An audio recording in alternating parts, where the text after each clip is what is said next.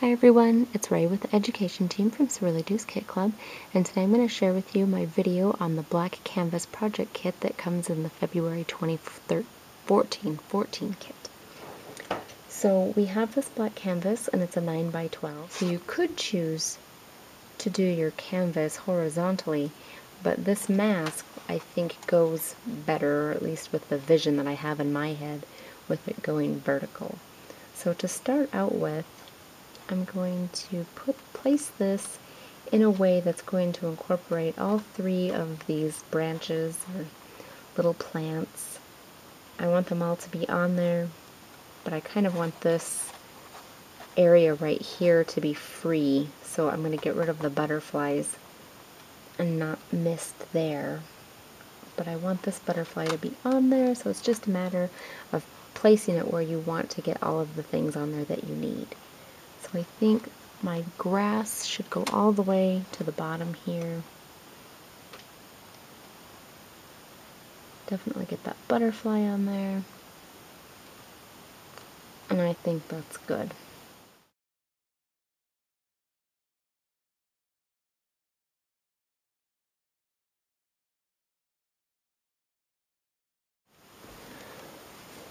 Okay, now that this is dry and I've washed my stencil, I'm ready to put the butterflies on. So there's a couple that I want to keep in the same position, so I'm just going to roughly put this back over.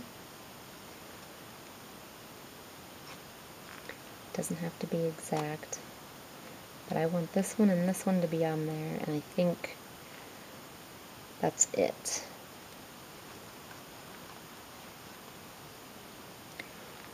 And this time I'm going to use the Silks Acrylic Glaze in Iridescent Red.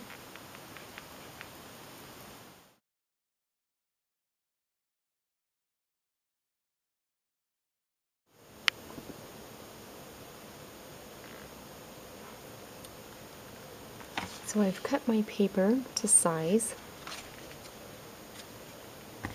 and I've distressed and I've inked it, and I'll just show you how I did the last piece right here. It's very simple. I'm using Fabri-Tac. I would suggest using a heavy-duty glue like Fabri-Tac because you're gluing paper to canvas.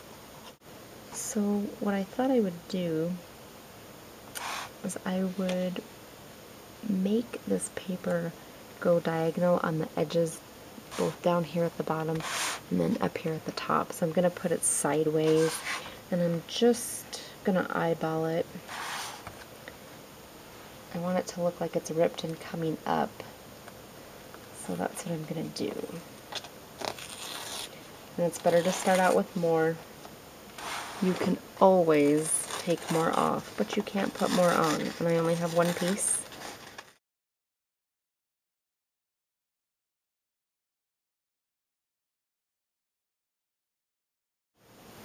So I've glued my ripped corners down, and now I want to put some chicken wire on over it just for some added dimension, and because we have it. I already cut this one and glued it on using Fabri-Tac, and I'll just show you how I was able to get it to be that same shape.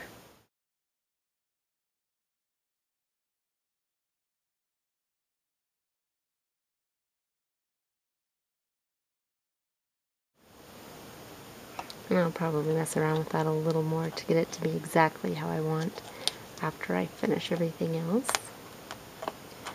But for now, I'm going to move on to my next part. And when I did the misting with this mask, it got underneath there and it kind of destroyed the fine detail in here, and I'm not really happy with that. So I think I want to cover it up with some flowers. And we've got these little peach flowers that came in the kit, and I want to scrunch them up. And I was looking, of course I took the buttons off. You don't have to. If you have this kit and you want to leave the buttons on there, that's fine. I just didn't really like them that much. It doesn't really suit my fancy. But I want to put them there, I think. Okay, so these have dried using the heat gun, and I've crumpled them up. I love how they look. I decided that I wanted to add some of the little brown flowers from the main kit. So I'm going to pull off the green part, or at least as much as I can, because I don't want that on the inside, but these are going to be my centers instead of the buttons. But I do want to spritz them too. Alright, now I'm just going to add the flowers. I've got small, medium, and large. Alright, so it already has gesso. I'm going to go ahead and put a little more on in some random spots. And the reason why I'm adding the gesso is because I want a little more texture on here. And I'm also going to drop some little micro beads on here. And it's going to be an adhesive for that.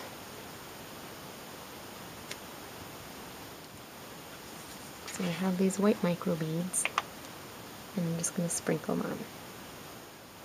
Okay, I've let this set to dry. Most of the micro beads are going to stay on. Some of them might come off, but that's okay. And the next thing I'm going to do is I'm going to take some black gesso, and this is just from my stash. It didn't come in the kit, but I want to use some of that iridescent red silks paint, and I want to have 2 different tones on this clock. So I'm just going to randomly put some black gesso on.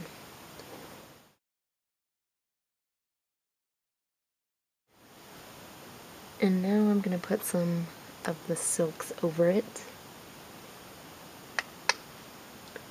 And what I noticed when I was actually putting the silks on the black canvas, what happened is that I didn't stir this, and so some of the parts of the butterflies have a white look to them.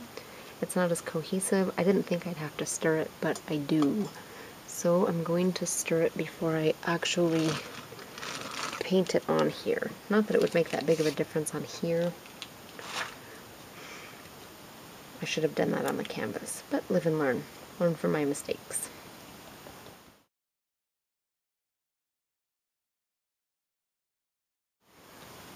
Alright, so I'm really liking how this looks. I'm not sure if the camera's going to be able to pick that up. But it's very iridescent because it's wet, and you can see the parts that I painted black with the black gesso have almost disappeared, and then you can see it look really purple. I don't know why they call this iridescent red, because it looks really purple. So I'm going to let that dry.